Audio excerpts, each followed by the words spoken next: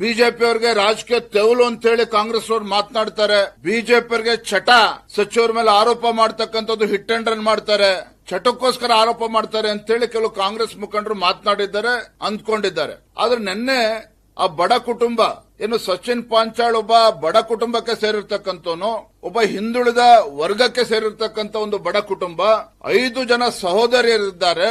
ಯಾವಾಗ ಸಚಿನ್ ಪಾಂಚಾಳ್ ಅವರು ಸಾಮಾಜಿಕ ಜಾಲತಾಣದಲ್ಲಿ ಅವನು ಸ್ಟೇಟಸ್ ಅನ್ನು ಹಾಕೊಂಡಿದ್ದ ಆತ್ಮಹತ್ಯೆ ಮಾಡ್ಕೊಳ್ತಾ ಇದ್ದೇನೆ ಅಂತೇಳಿ ಆತಂಕದಿಂದ ಭಯಭೀತರಾಗಿ ಅವರಿಬ್ರು ಸಹೋದರಿಯರು, 5ರಲ್ಲಿ 2 ಸಹೋದರಿಯರು ಸವಿತಾ ಮತ್ತು ಸುನೀತಾ, 2 ಸಹೋದರಿಯರು ಪೊಲೀಸ್ ಸ್ಟೇಷನ್ಗೆ ಧಾವಿಸ್ತಾರೆ.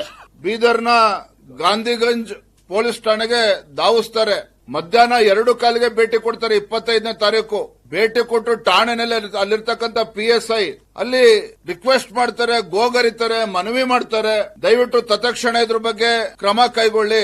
ನನ್ನ ತಮ್ಮ ಇನ್ನೂ ಕೂಡ ಬದುಕಿದ್ದಾನೆ, ಅವನು ಇನ್ನೂ ಕೂಡ ಮೊಬೈಲ್ ಫೋನ್ ಆನ್ ಅಲ್ಲಿದೆ, ಹೇಗಾದ್ರೂ ಮಾಡಿ ಟ್ರ್ಯಾಕ್ ಮಾಡಿ ಅವನ ಪ್ರಾಣವನ್ನ ಉಳಿಸಿ ಅಂತೇಳಿ ಏನೇ ಪ್ರಯತ್ನ ಮಾಡಿದ್ರು ಸಹ ಅವರ ಮನವಿಯನ್ನ, ಅವರ ಬೇಡಿಕೆಯನ್ನ ಕಿಂಚಿತ್ತೂ ಕೂಡ ಲೆಕ್ಕಿಸದೆ ಅಮಾನವೀಯವಾಗಿ ಏನೋ ಪೊಲೀಸರು ನಡ್ಕೊಂಡಿದ್ದಾರೆ. ಅಲ್ಲಿರ್ತಕ್ಕಂಥ PSI, ಅಲ್ಲಿರ್ತಕ್ಕಂಥ ಇತರ ಪೊಲೀಸ್ ಅಧಿಕಾರಿಗಳು ಎಷ್ಟು ಕೆಟ್ಟದಾಗಿ ನಡ್ಕೊಂಡಿದ್ದಾರೆ ಅಂತ ಹೇಳಿದ್ರೆ ಬಹುಶಃ ಯಾರು ಕೂಡ ಇಂಥ ಪ್ರಕರಣಗಳಲ್ಲಿ ಯಾರು ಕೂಡ ಪೊಲೀಸ್ ಮೆಟ್ಲು ಹತ್ತೋಕೆ ಸಾಧ್ಯ ಇಲ್ಲ.